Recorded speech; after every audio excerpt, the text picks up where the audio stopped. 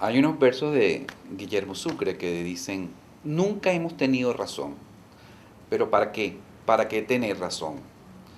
Esta es una pregunta bien inquietante porque todo el mundo quiere tener razón o quiere concentrarse en una posesión de la verdad y así la vive. El problema es el verbo tener y este otro sustantivo posesión. No tenemos ni poseemos la verdad. Ese es el problema. Quizás no se trata de tener o poseer, sino de dilucidar un sentido hacia el diálogo y la comprensión. De eso se trata. Para ello, para el diálogo, hace falta algunas condiciones. No hay diálogo sin condición. Y una de las primeras condiciones es que sea libre. ¿En qué sentido libre? Cada persona que está pensando cosas distintas, que se opone, que cree que tiene su razón, tiene que apuntar al diálogo con el objeto de construir un camino. ¿Cómo se construye el camino? Si nos empeñamos en tener razón, si estamos convencidos de algo, y creemos que ese convencimiento es el único que puede resultar de ese diálogo, es un error. No se trata de renunciar a la convicción honesta. Cada quien tiene su convicción y la razón en la que cree. Pero pensar que tener razón es más importante que estar en el diálogo es un error. Un error que imposibilita cualquier construcción de comunidad. Por eso es necesario que en los diálogos o en el diálogo las dos posiciones honestas puedan escucharse. Y ante todo, tratar de estar atento a cómo expresar ese diálogo. En el discurso no puede haber simplificación partidista,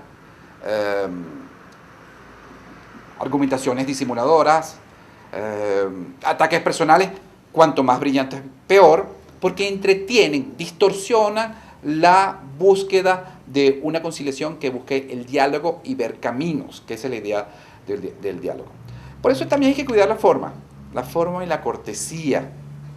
Decía Mariano Piconzala, ¿para qué gritar si podemos entendernos en el tono normal de la voz humana?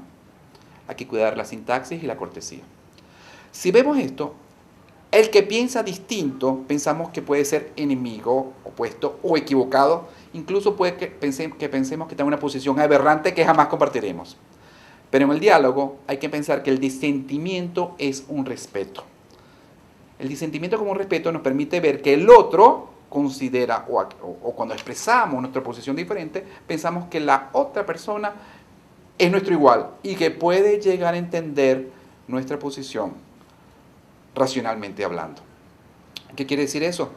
Que ya el hecho de disentir y compartir en una misma mesa estas dos posiciones, aunque disientan entre sí, ya está haciendo algo bueno. Está construyendo, ese diálogo está construyendo una comunidad. El diálogo en sí mismo es un hallazgo, pero para eso hay que estar libre y entender que hay que cuidar las formas y hay que entender que el disentimiento es en sí mismo un respeto. ¿Cómo puedo entender a aquel que es distinto a mí y que utilizo otra vez la palabra anterior, que me parece aberrante lo que piensa, que creo que es una anormalidad? Bueno, en este sentido pienso en un método sin método, que era el método del Padre Brown, un personaje detectivesco de Chesterton.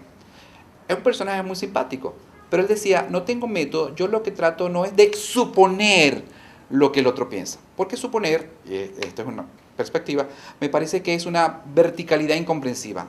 Yo no puedo decir, yo supongo que él tiene fe, yo supongo que él es pobre, yo supongo lo que él siente. Suponer, estoy viendo al otro desde arriba, y eso no es así. Chesterton, a través del Padre Brown decía, yo trato de meterme en el otro, experimentar lo que siente, lo que mira, lo que padece. Estamos hablando de la ciencia detectivesca, de la ciencia detectivesca, de cómo acercarme a un criminal. El Padre Brown trata de experimentar todo y se ve a sí mismo al punto de cometer la acción, pero no la comete, pero ya sabe lo que sintió el otro. En lugar del otro es una actividad bien difícil que implica de una manera una cierta simpatía o una empatía, como si prefieren esa palabra. Tratar de meterme en el otro. ¿Qué busco con eso? Uno, entenderlo. Y otro, en el caso del Padre Brown, como sacerdote católico, incorporarlo nuevamente en la comunidad a través de la reconciliación. Ese es el objetivo. El diálogo lo que busca es construir una comunidad y una manera de hacerlo es en el lugar del otro, tal como lo pensaría el padre Brown. Busco a través de esta comprensión de lo que siente, trato de ver cómo puedo incorporarlo a la tarea de construcción de una comunidad. ¿Qué quiere decir todo esto? Entonces que hay tres elementos básicos para el diálogo. Uno, la necesidad de que sea un diálogo libre, donde no busquemos tanto tener razón como dilucidar un sentido. Dos, entender que el disentimiento en sí mismo es un respeto. Y tres, tratar de colocarme en el lugar del otro con el objeto de construir una comunidad hacia el diálogo y la comprensión.